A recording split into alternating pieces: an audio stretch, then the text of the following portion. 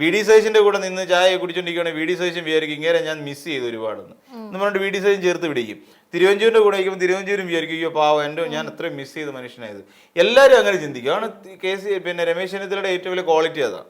അതൊന്നും അത്തരം ക്വാളിറ്റി കൊണ്ടൊന്നും ഒരു മുഖ്യമന്ത്രിയായിട്ട് കേരളത്തെ മുന്നോട്ട് കൊണ്ടുപോകാൻ പറ്റില്ല. കാരണം കേരളം ഇപ്പോൾ വന്നുകൊണ്ടിരുന്ന ഒരു ഡെവലപ്മെന്റൽ സ്ട്രക്ചർ ഉണ്ട് കേരളത്തിന്റെ.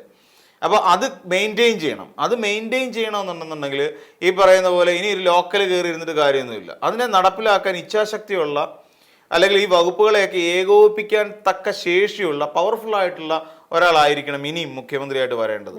അതിന് രമേശ് ചെന്നിത്തലയെ കൊണ്ടൊന്നും പറ്റില്ല. രമേശ് ചെന്നിത്തല ഒന്നും ഈ പറയുന്ന പോലെ ഒരു പ്രോജക്റ്റ് ആകെപ്പാടെ കൊണ്ടുവന്ന ഓപ്പറേഷൻ കുബേര്, എന്നിട്ട് അത് എവിടെ ബ്ലേഡുകാരെ പിടിക്കാനാന്നും പറഞ്ഞിട്ടാണ് ഓപ്പറേഷൻ കുബേർ. ഇപ്പോഴും നമ്മുടെ നാട്ടിൽ പാണ്ഡ്യകൾ പൈസയ്ക്ക് പണം കൊടുക്കുന്നുണ്ട്.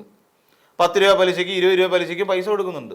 ഓപ്പറേഷൻ കുബേര് ബ്ലേഡ് കമ്പനികൾ ഇന്ന് നടക്കുന്നുണ്ട്. എന്നിട്ട് എവിടെ ഓപ്പറേഷൻ കുബേര നടപ്പിലാക്കിയത്?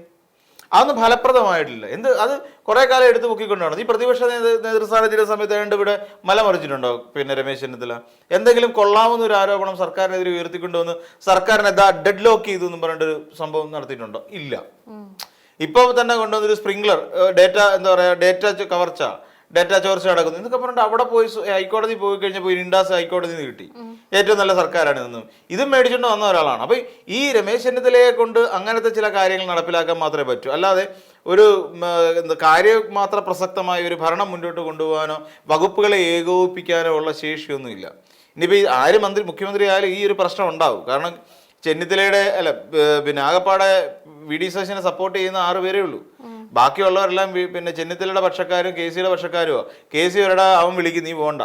അപ്പം കെ.സിയുടെ പക്ഷക്കാരായിരിക്കും പിന്നെ മന്ത്രിമാരായിട്ട് വരുന്നത്. അല്ലെ വി.ഡി. സതീശന് 6 പേരെ ആക്കിയിട്ട് കാര്യമില്ല. 11 മന്ത്രിമാർ വേണം. അപ്പൊ ഈ ബാക്കിയുള്ള ഗ്രൂപ്പിൽ നിന്ന് എടുക്കേണ്ടി വരും. കെ.സിയുടെ ഗ്രൂപ്പിൽ നിന്നും രമേശ് ചെന്നിത്തലയുടെ. അപ്പോൾ അവരറിയും പിന്നെ അവൻ വിളിക്കും നിങ്ങൾ ആരും മൈൻഡ് ചെയ്യാൻ നിൽക്കണ്ടെന്ന് പറയും.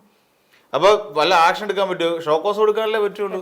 അപ്പം വി.ഡി. സതീശനാണെങ്കിൽ പഴയ ആ വീറ്റോ പവർ ഒന്നുമില്ല. ബാക്കി ഞങ്ങൾ നോക്കിക്കോളാം എന്ന് ഇവർ രണ്ടുപേരും പറഞ്ഞാൽ അത് കഴിഞ്ഞു.